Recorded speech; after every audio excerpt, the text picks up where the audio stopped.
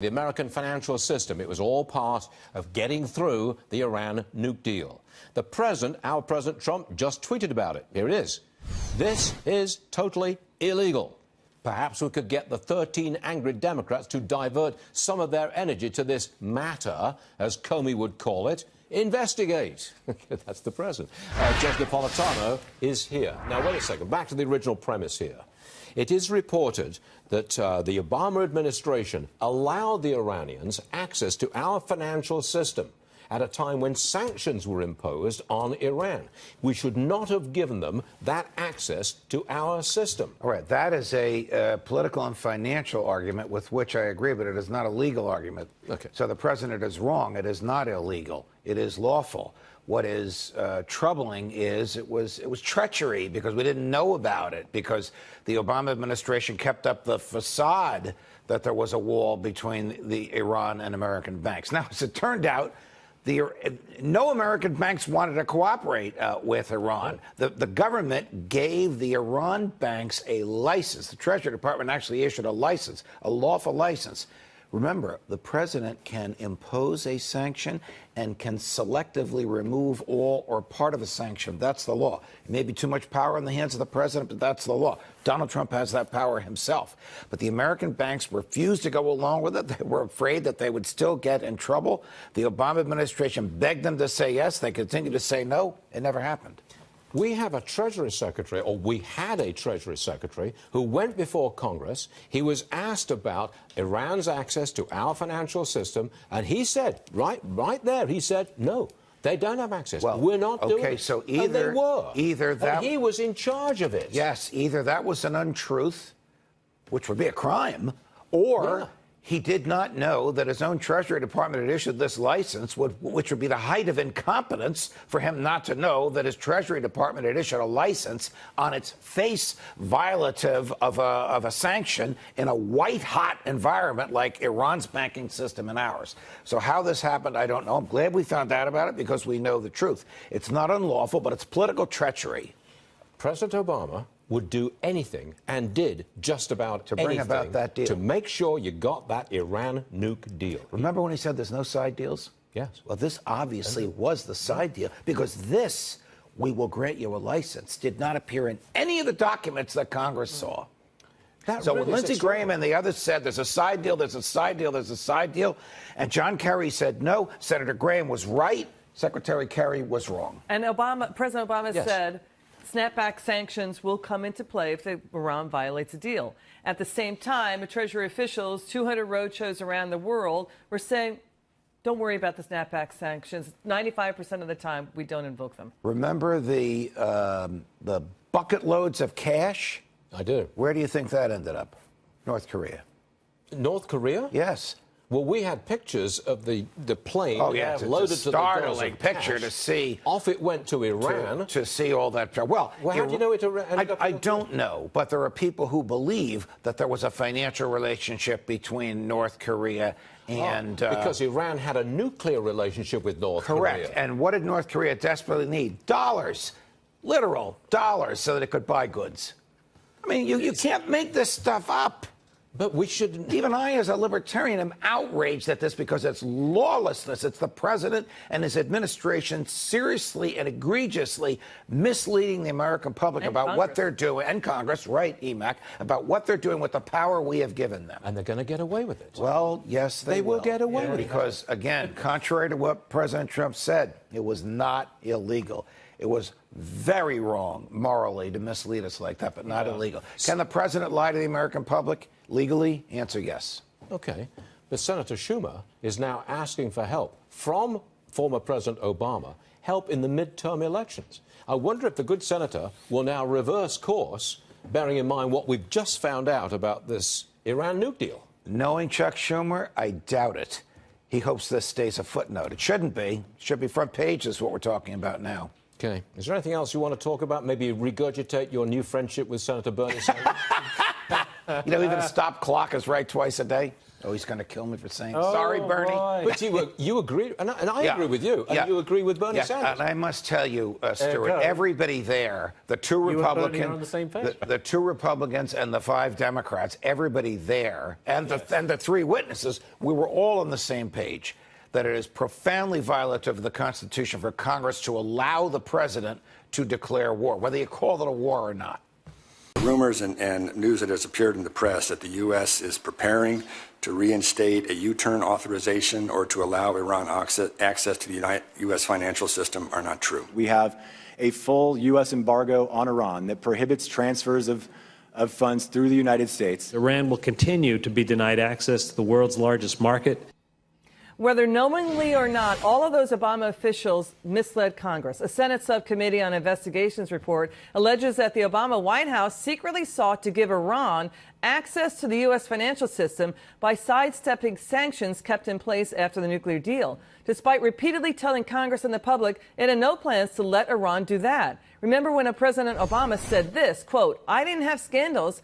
Seems like it shouldn't be something you brag about. No one in my White House ever got in trouble for screwing up as long as there was not malicious intent behind it." Let's bring in former speechwriter for George W. Bush. He's a Wall Street Journal editorial board member. It's Bill McGurn. All right, he didn't have any scandals. We counted at least 20. Right. Around 20. Let's show them. The Iranian deal to Russia, IRS targeting, Benghazi, Fast and Furious, and more.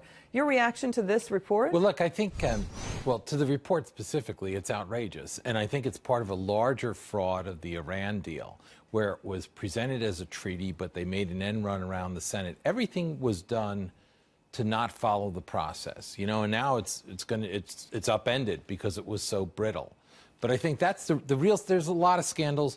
I think it's fair to say in most administrations you're going to have some scandals, just human nature. Yeah, but this one was. This is in a different category because many of their scandals were either manipulating or going around the rules, as in this case. And remember all the comments Ben Rhodes said about Iran getting the deal, how you could manipulate the press, and because they don't know, they're young, too much. So they're young reporters. You can tell them whatever you want. Yeah. I mean, here's Donald Trump saying today, quote, "This is totally illegal. Perhaps we could get the 13 angry Democrats to divert some of their energy to this matter," as Comey would call it. Investigate. Is it illegal? Should there be an investigation? Now, there's a debate whether it's illegal, but they certainly did mislead Congress. And then they talked about the snapback sanctions. Obama kept going on about snapback sanctions.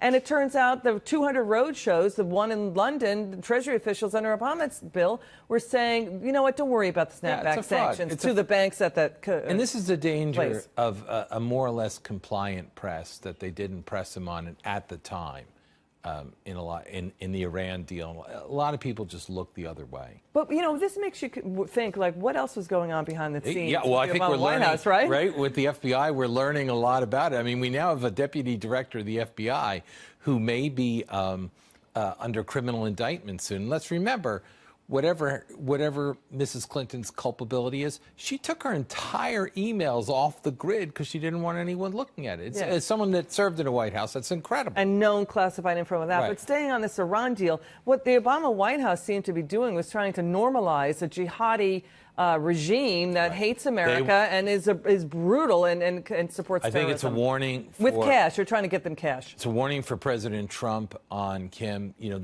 President Obama wanted a deal from the first day at almost any price, and he paid almost any price. Is he going to get in trouble for this report?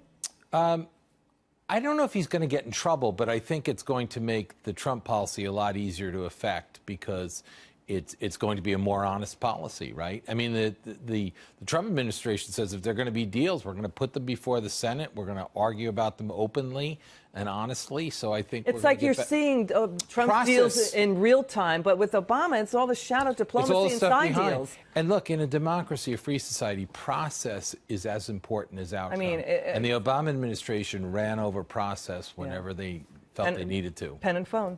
It's pretty stunning. Can you come back in and talk about this? Because this is a major report. Bill, thank you so much for coming in. Thanks, Liz. We love having you on. GOP lawmakers accusing the Obama administration of deliberately misleading the American public by giving Iran, or attempting to give Iran, access to the U.S. financial system in its desperation to get the Iran nuclear deal done. GOP Congressman Barry Loudermilk sits on the Homeland Security Committee and served as an intel specialist in the Air Force. He joins us now to react. Thank you for joining us. Now, look, on one hand, you have Jarrett Blank, the former State Department coordinator for the Iran deal implementation, saying that this is just widely overblown. On the other hand, you heard the same thing we heard just a minute ago in that interview. What's your take of this? Well, it's ironic that you had the previous administration, Barack Obama in 2007, criticize the federal government by saying too many deals were done behind closed door and just done by the stroke of the president's pen without engaging the American people or going behind the halls of Congress. That's exactly what was done here. Repeatedly, the administration reported to Congress that they would have no access to American financial system, but behind closed doors and with the stroke of the pen, they're giving a license away. It's unbelievable the level of non-transparency that we're seeing now that's been happening in the previous administration. Sir, what's so funny about it is that this actually didn't get done, that the administration told a couple of banks, hey, do this for us. You've got the president and the White House saying, please do this for us. And these companies, these banks were smart enough to know that this is not something that should be done, even with the White House giving them the approval. Well, and you're right, and there's enough patriotism still in this country, especially with our banks, our financial system, that they know the difference between right and wrong. They understand that President Rouhani had repeatedly said that the chance of death to America is what unites their country, and you've got Khomeini, who denies the Holocaust. They hate Israel. They hate the United States. Refer to us as the Great Satan. I served on a special task force tracking terrorist travel on Homeland Security Committee. And we uncovered so much of what Iran is doing, supporting Hamas and Hezbollah and helping actually bring terrorists into the Middle East and to the United States. And yet this money that we were supposedly sanctioned, the previous president was actually helping get into the hands of the Iranians, which ultimately ends in the hands of terrorists. On one hand, you want to ask, why is this still so controversial, years later? But on the other hand, when you get more information and when you learn more, you kind of get your answer to that. How would you have liked to see this handled all along? Well, first of all, this entire deal should have gone through Congress. And the reason the president didn't do that is because he knows that Congress would not approve a deal like this, a deal that basically empowers one of our greatest enemies, enemy that has threatened to destroy the United States and our closest ally in the Middle East, Israel. I mean, when you look at the deal was so lopsided, one-sided in their favor, all the money, he even went as far as secretly providing them $1.7 billion in American cash.